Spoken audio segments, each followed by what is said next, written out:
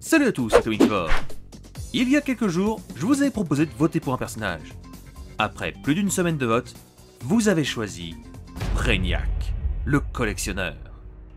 Un personnage que tout le monde a déjà vu au moins une fois, même si il reste rempli de mystères. Quand vous pensez à Brainiac, vous avez forcément cette version en tête. Et pourtant, le tout premier Brainiac des comics, c'est lui.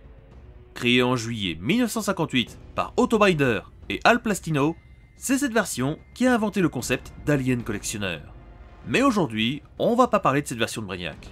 On va parler du Brainiac de la Nouvelle Terre. Je glisse ça entre parenthèses, mais si vous voulez également l'histoire du vieux Brainiac, n'hésitez pas à me le dire dans les commentaires.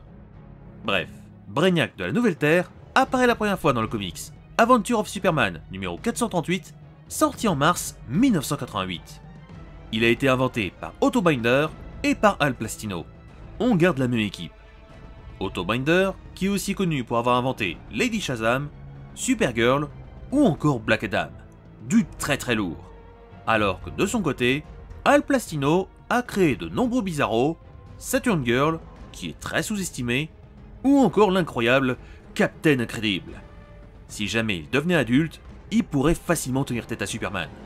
On rigole pas avec Captain Incredible. Côté média, la liste est ultra longue, donc je vais juste en citer quelques-uns, comme le dessin animé Superman TAS, dans le jeu Injustice 2 où il est le grand méchant, ou encore dans la série Krypton où il est incarné par Blake Criston. Côté figurine par contre, paradoxalement, Brainiac n'est pas très populaire. La seule que je retiens qui est vraiment bien faite, c'est celle de Injustice 2 où Brainiac est vraiment imposant et menaçant. Mais là, attention, ce n'est clairement pas une figurine pour le commun des mortels. Il n'y a pas que Brainiac qui est menaçant, il y a aussi son prix. Bref, revenons sur les origines de Brainiac et voyons voir pourquoi il est devenu si populaire. L'histoire de Vildrox commence sur la planète Colu. Il était un brillant scientifique qui travaillait sur une machine lui permettant de se téléporter dans le temps et l'espace. Vrildox l'utilisa sur lui-même, mais la machine eut un tout autre effet. Vril perdit son corps et devint un esprit invisible et intangible. Sous cette forme, un homme du nom de Milton Fine, un puissant mentaliste, attira son attention. L'homme pris de panique et d'un violent maux de tête tomba au service de Vrildox, qui prit possession de son corps. Superman, qui n'était pas loin, ressentit également une violente douleur et fonça dans la loge de l'homme qui se faisait appeler l'Amazing Brainiac. Vrildox attaqua Superman avec tous les pouvoirs du mentaliste. Alors que l'homme d'acier était dépassé, il fut secouru par l'assistant de Milton qui le destria pendant quelques minutes, permettant à Superman de se rapprocher et d'assommer Brainiac. Milton fut envoyé dans un asile alors qu'il était complètement innocent dans cette histoire et alerta Superman que Vrildox était bel et bien réel. Bien plus tard, Superman cauchemarda sur le retour de Brainiac. Vrildox manipula les employés de chez LexCorp pour qu'ils lui fabriquent un tout nouveau corps de remplacement. Le Kryptonien, pensant que Luthor était derrière tout ça, fonça de force chez LexCorp et tomba sur Brainiac qui venait tout juste de modifier son tout nouveau corps pour lui donner les pouvoirs de Milton. Brainiac utilisa alors son pouvoir à pleine puissance contre Superman qui se retrouva avec un terrible mal de crâne. Voyant que Superman résistait quand même à son pouvoir, Brainiac prit la fuite à bord d'un vaisseau construit par les employés de LexCorp. Le Collion, qui paniquait en voyant Superman se rapprocher de son vaisseau, lui lança un ultimatum. L'arrêter une bonne fois pour toutes, ou alors sauver Metropolis qui avait été piégé avec des puissants explosifs. Superman fit marche arrière et préféra sauver sa ville, laissant Brainiac prendre la fuite à bord de son tout nouveau vaisseau. Quelques années plus tard, Brainiac prévoya de se venger de Superman et prit de force le vaisseau Warworld afin de former un petit groupe de combattants. Il recruta Maxima et Draga, deux extraterrestres, mais surtout, il recruta Matrix, qui avait pris l'apparence de Supergirl.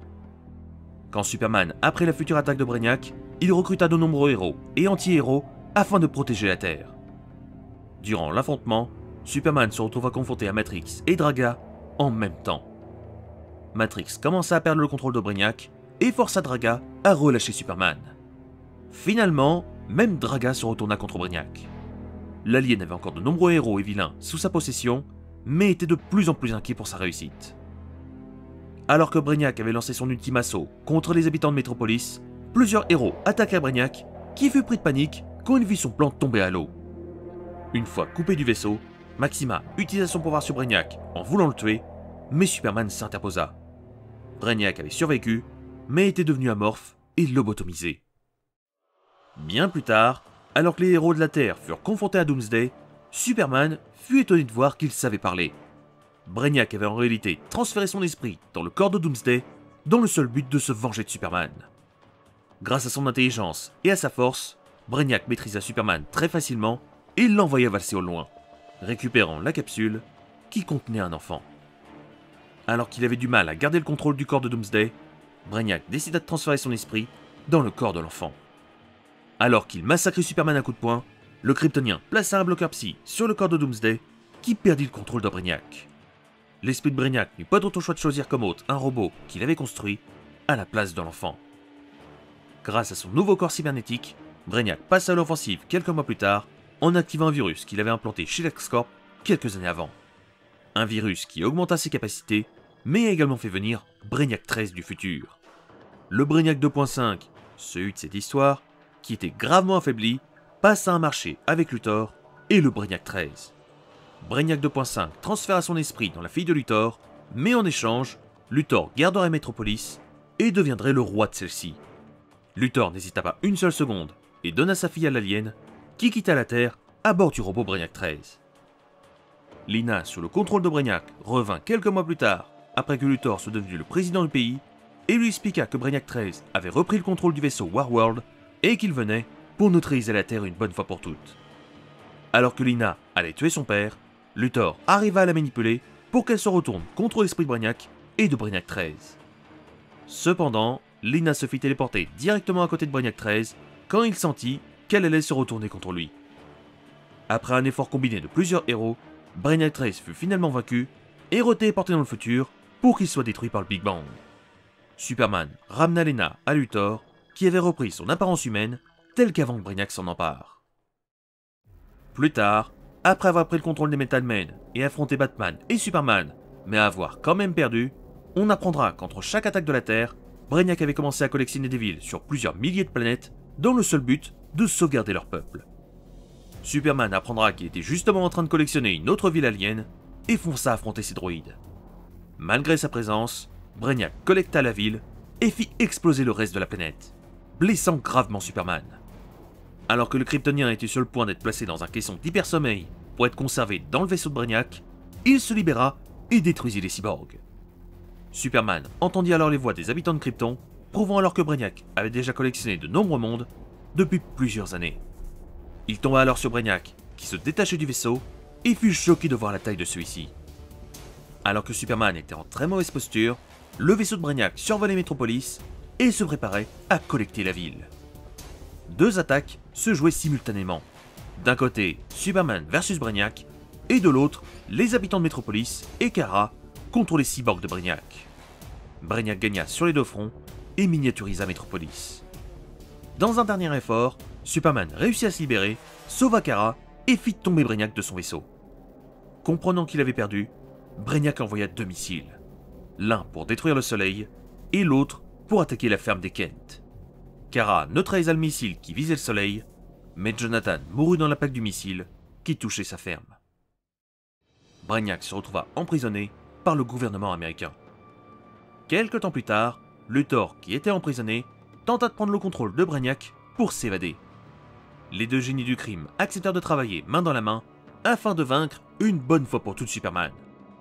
Le Kryptonien se retrouva une nouvelle fois capturé dans le vaisseau de Brainiac, mais alors qu'il allait se sauver, Luthor menaça de détruire une ville miniaturisée. Mon-El débarqua d'un seul coup et neutralisa Luthor en sauvant la ville miniature.